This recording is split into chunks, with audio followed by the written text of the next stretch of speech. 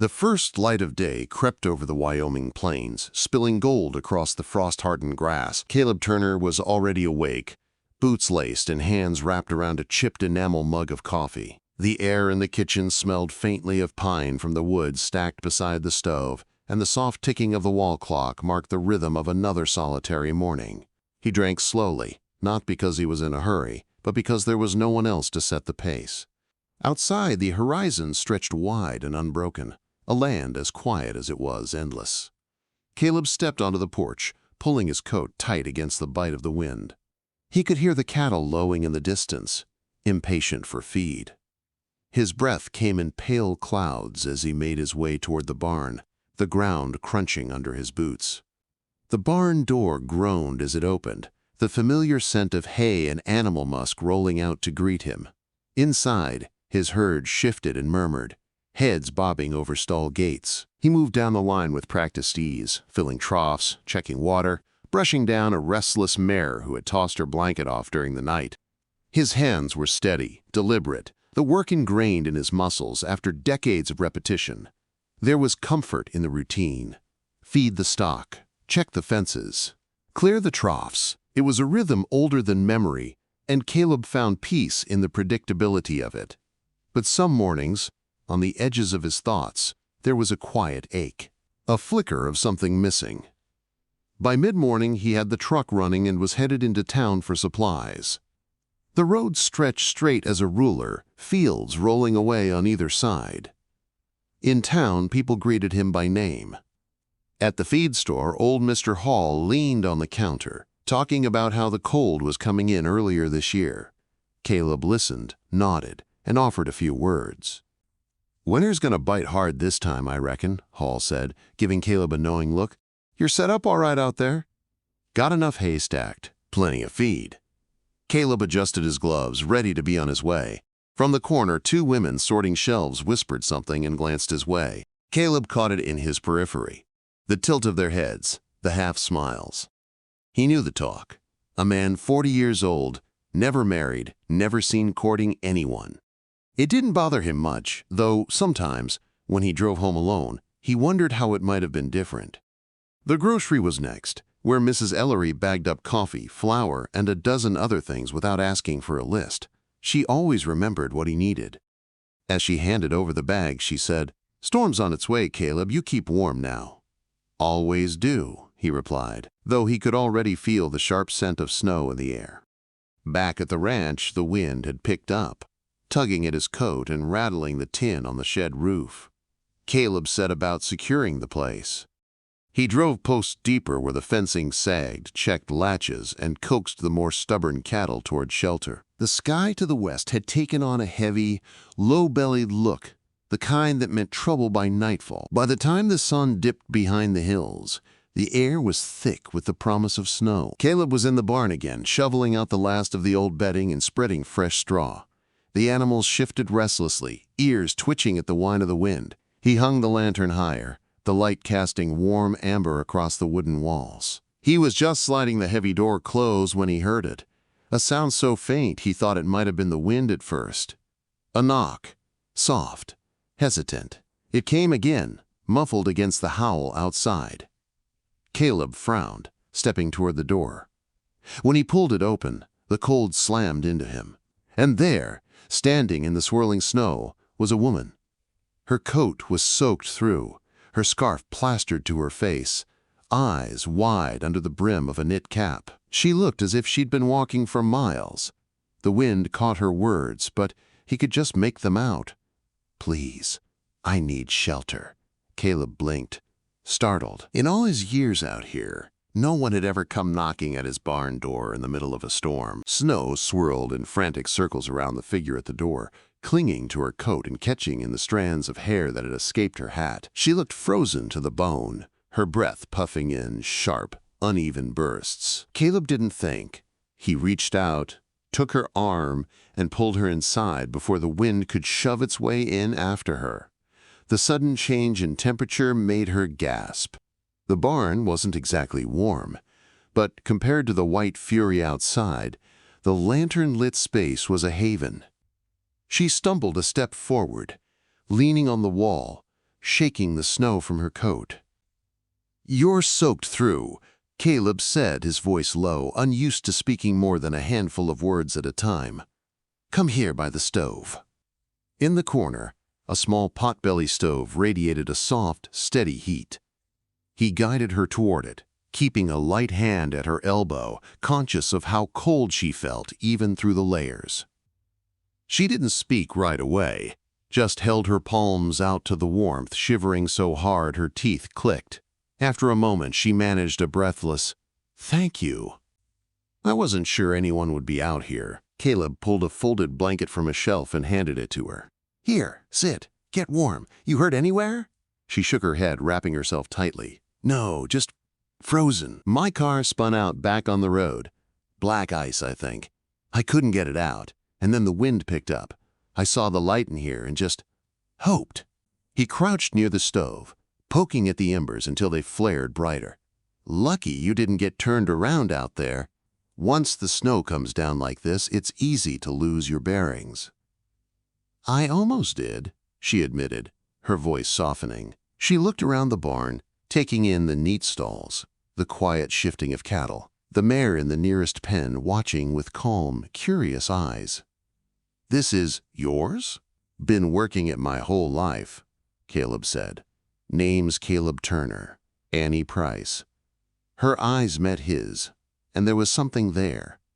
Gratitude, but also curiosity. "I owe you one, Caleb." He shook his head.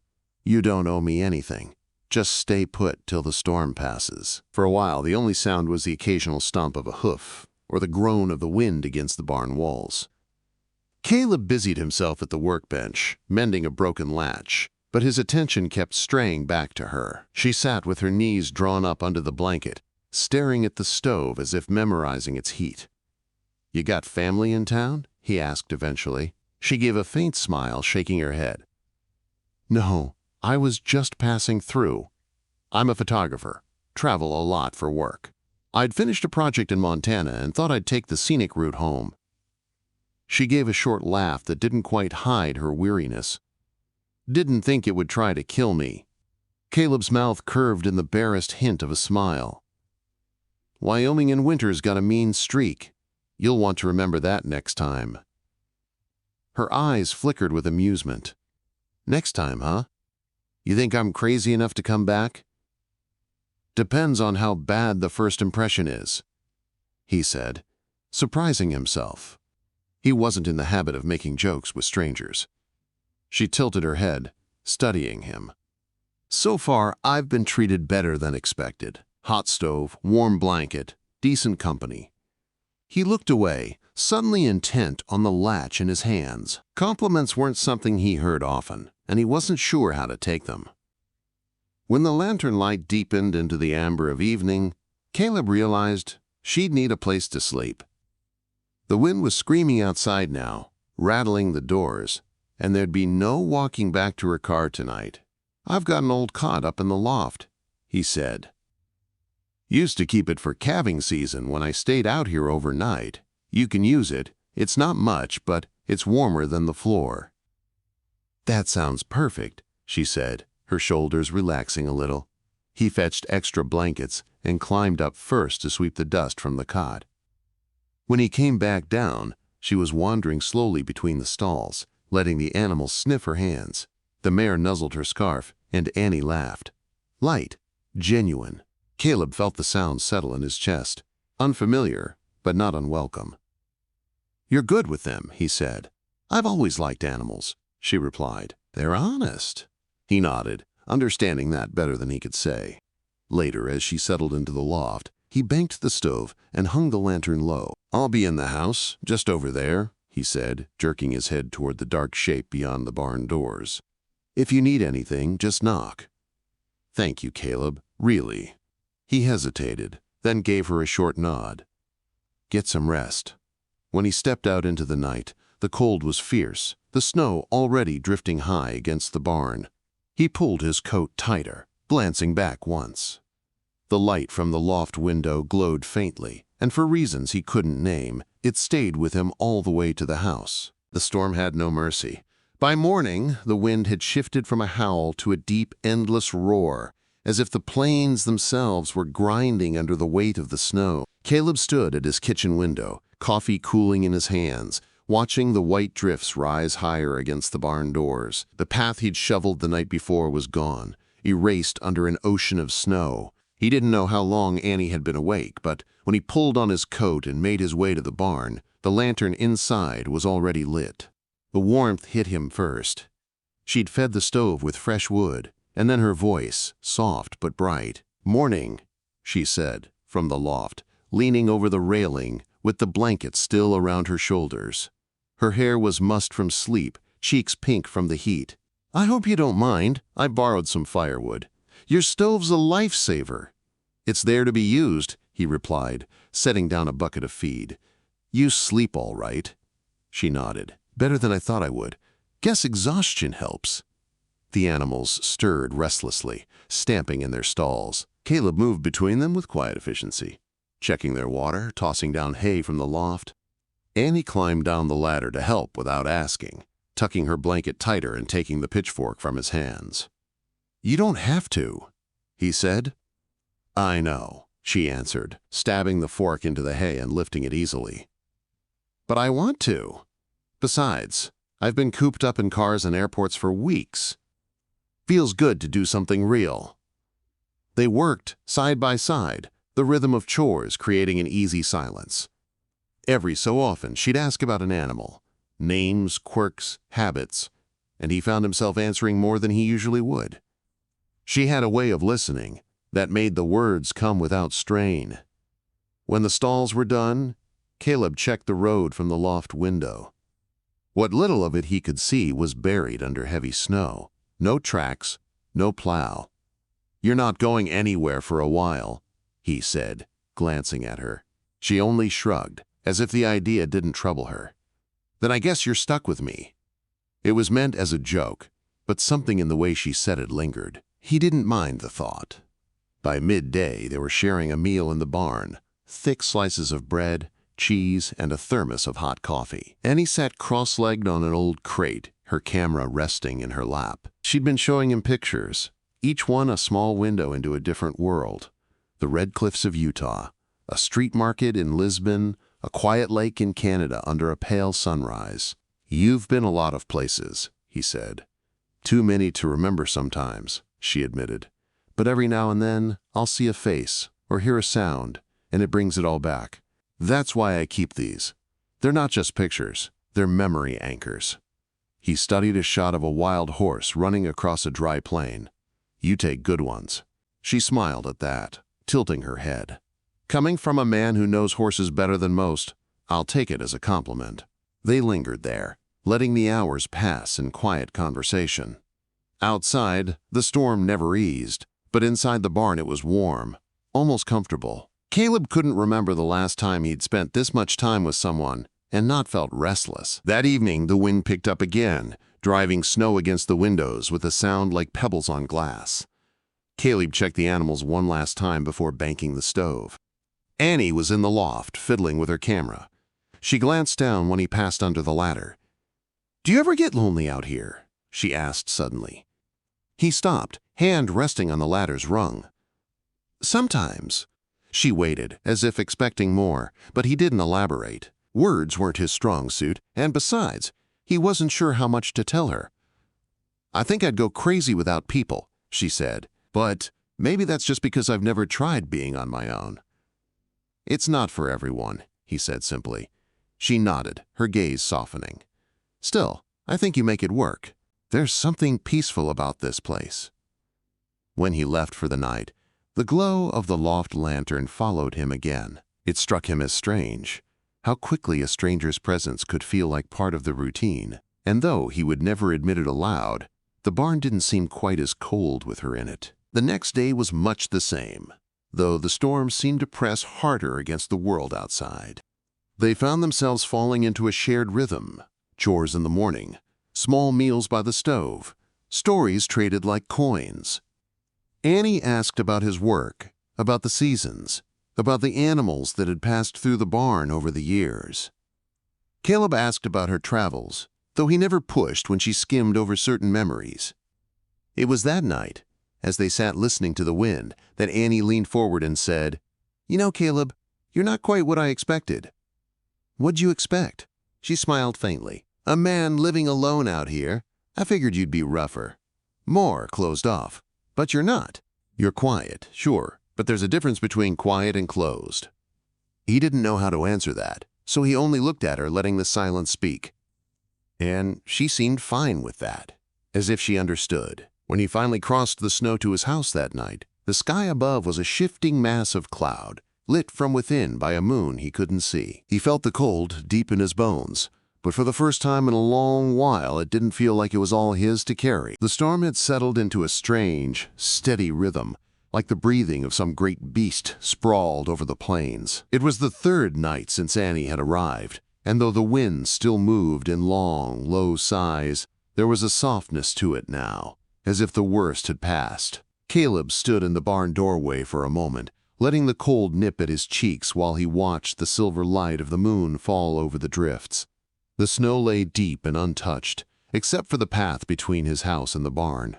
Inside, the air was warm, heavy with the smell of hay and wood smoke. The animals were calm tonight, chewing lazily or shifting in the straw. Annie was crouched beside the mare's stall, her hand on the horse's muzzle, speaking in a quiet voice Caleb couldn't quite catch. She looked up when he approached, smiling as if they were meeting after a long absence rather than just a few hours apart. "She likes me now," Annie said, giving the mare a final stroke. "At least, I think she does. She's not one for strangers," Caleb said, stepping past her to check the water bucket. "You must be doing something right." Annie stood, brushing stray bits of hay from her sleeves. "I think it's just patience. Animals know when you're in a rush, and I'm not exactly in a hurry to be anywhere right now." There was a pause, comfortable enough that neither felt the need to fill it with chatter. Caleb moved through the stalls, tossing hay, checking feed. Annie followed him, handing him tools, holding the gate when he needed both hands. They worked well together, no stepping on each other's tasks, no awkwardness about the silences. When the chores were done, Caleb lit the lantern over the feed room. Its glow spilled across the wooden floorboards, chasing shadows from the corners. Annie wandered in behind him, her hands wrapped around a tin mug of coffee she'd poured from the pot on the stove. "I was thinking," she said, leaning against the wall. "You never told me what made you choose this life. Or did it choose you?" He shrugged, settling onto a crate. "My folks had the ranch. When my dad passed, I kept it running. Guess I never thought much about leaving. Not even once? No dreams about, I don't know, seeing the ocean or living in a city? Dreams, maybe," he said, his eyes fixed on the steaming mug in his hands. "But I wouldn't know where to start. Out here, things make sense. You work, you see the result. There's no noise in between." Annie studied him for a long moment. "I can see that, but doesn't it get lonely?" "Sometimes," he admitted. "But I learned to live with it." She didn't look away when he said it. Instead, she stepped closer, the floorboards creaking under her boots. "You don't strike me as the kind of man who's afraid of being alone, but maybe you've been alone so long you've forgotten what it feels like not to be." He met her gaze, and something in her eyes, curiosity maybe, or understanding, made his chest tighten. He set the mug down carefully, his hands suddenly too warm. Could be. Neither of them moved for a beat.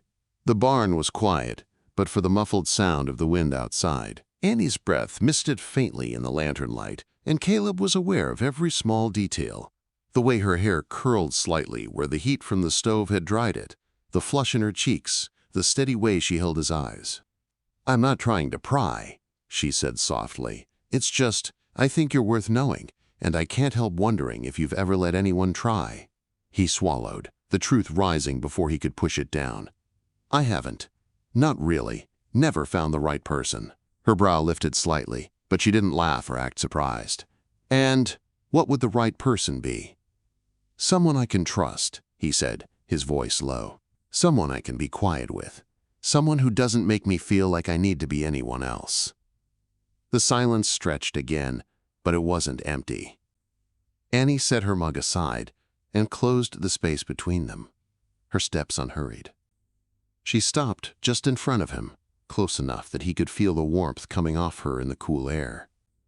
"Caleb," she said, her voice almost a whisper, "do you know you've been watching me like you're afraid I'll disappear?" His heart thudded once, hard.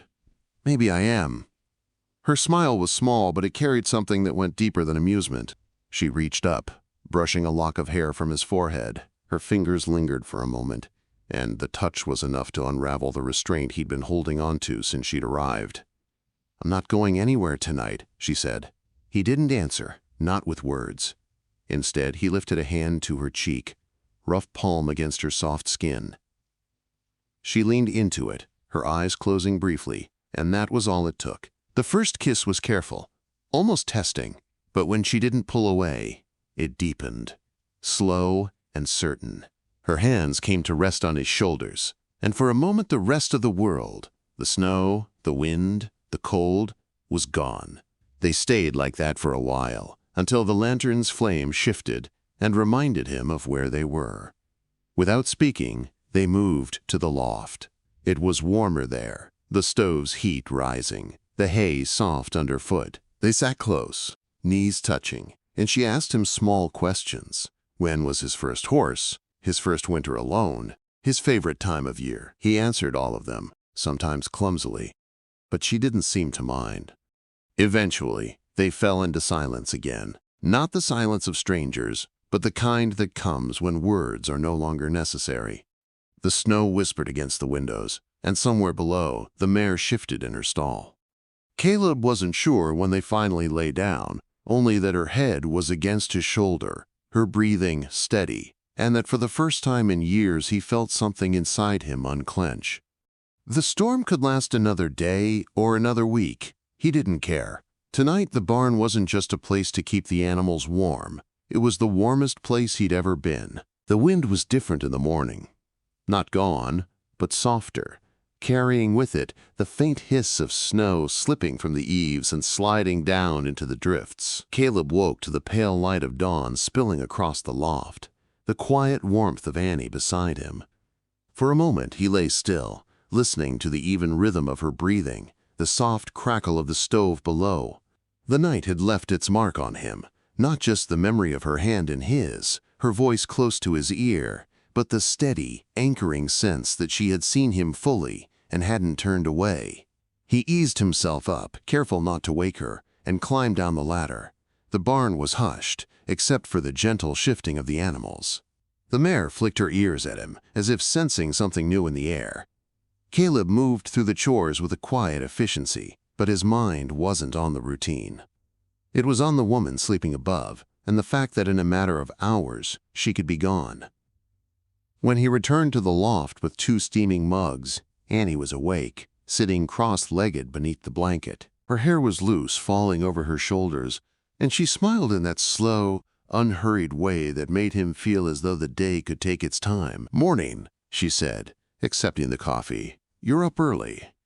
"Always am," he replied, settling beside her. "Looks like the storm's breaking." She sipped, her gaze drifting toward the window. Beyond the frost-ringed glass, the world was a perfect white, smooth drifts, icicles hanging like crystal knives from the eaves, the road a buried line somewhere beneath the snow. "How long before they clear it?" she asked. "Could be a day, maybe 2. Depends on how bad it is further out." She nodded, but he didn't miss the flicker in her eyes, the awareness that the clock was ticking. The day passed in a rhythm they'd already learned together. Feeding the animals, mending a section of gate the wind had battered loose, sharing a meal by the stove. It was strange, how natural it felt, as if she had been here far longer than 3 nights. She didn't complain about the cold, or the work, or the fact that her boots were still damp from the first night. She laughed when the barn cat curled up in her lap uninvited. She listened when he spoke, even if his words were few. That evening they sat in the loft again, the lantern between them casting a warm glow over the rough wood. Annie traced her fingers over the rim of her mug. "When I came here," she said quietly, "I was just looking for a place to wait out the storm. Now—" She paused, as if searching for the right shape to give her thoughts. "Now it feels like I stumbled into something I didn't know I was looking for." Caleb didn't answer right away. He wasn't sure if she meant him, the ranch, or simply the quiet. But when she looked at him, he knew it wasn't just the quiet. "I've spent most of my life thinking this was enough," he said. "The work, the land, and it is in a way, but—" He let out a breath. "It's different with you here." She reached across the space between them, her fingers brushing his. "It's different for me, too." The next morning, the rumble of a plow reached them through the snow-heavy air. Caleb was in the barn, repairing a broken halter, when Annie stepped to the door and watched the orange lights moving slowly down the road. They both knew what it meant. The way out was open again. She didn't leave that day, or the day after. "Just a little longer," she said with a smile, and he didn't press. They fell into a steady pattern. Chores in the morning, small repairs in the afternoon, evening spent talking until the lantern burned low. He learned the stories behind her photographs, the way her eyes lit when she spoke about the first camera she'd ever owned. She learned which gate always stuck in the wind, which mare liked her nose scratched, which trails cut through the hills behind the ranch. When she finally did leave, it was on a morning so clear the sky seemed endless. Her car was dug out, the engine humming in the cold. Caleb stood by the barn, hands deep in his coat pockets, watching as she loaded her bag into the back seat. "I'll be back," she said, looking up at him with that same slow smile. Soon. He wanted to ask when, to hold her to a date, but he knew better. Instead, he said, "I'll be here." She leaned in, kissed him once, firm and certain, and then she was gone, the tires crunching over the packed snow, the taillights disappearing down the long white road. The ranch was quiet after she left. The days settled back into their familiar patterns, but there was a new undercurrent in them, a thread of anticipation woven through the chores and the silence. Letters began to arrive, postmarked from places he'd never been. She wrote about the city noise, the constant motion, and how, in the middle of it all, she thought about the sound of wind over snow and the way the barn smelled when the stove was burning hot. He wrote back in his plain, spare hand, telling her about the calves born in early spring, the thaw that made the earth smell alive again. Months passed. The snow melted, the fields greened, the air grew soft with a scent of sage and wild flowers. And then, one afternoon, as he was mending a section of fence, he heard the sound of a car on the road. Not just any car, hers. Annie stepped out wearing the same coat, but her eyes were brighter, her cheeks flushed not from the cold but from something warmer.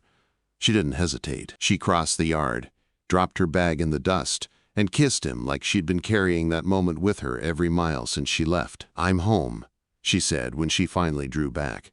The barn stood behind them, the same place where the storm had first brought her to him. Only now, it wasn't just a place for shelter. It was where their story had begun. And as the wind moved gently through the grass, Caleb knew the quiet he'd lived with for so long would never be the same again. And so what began as a desperate knock on a barn door became the start of a love neither of them had ever expected. On the wide open plains, with the wind and the grass and the seasons rolling on, Caleb and Annie built a life together, proof that sometimes the harshest storms can lead you exactly where you're meant to be. If you enjoyed this story from the Wild West, make sure to subscribe to Wild West Love Chronicles so you don't miss the next tale of heart, hope, and romance under the open sky.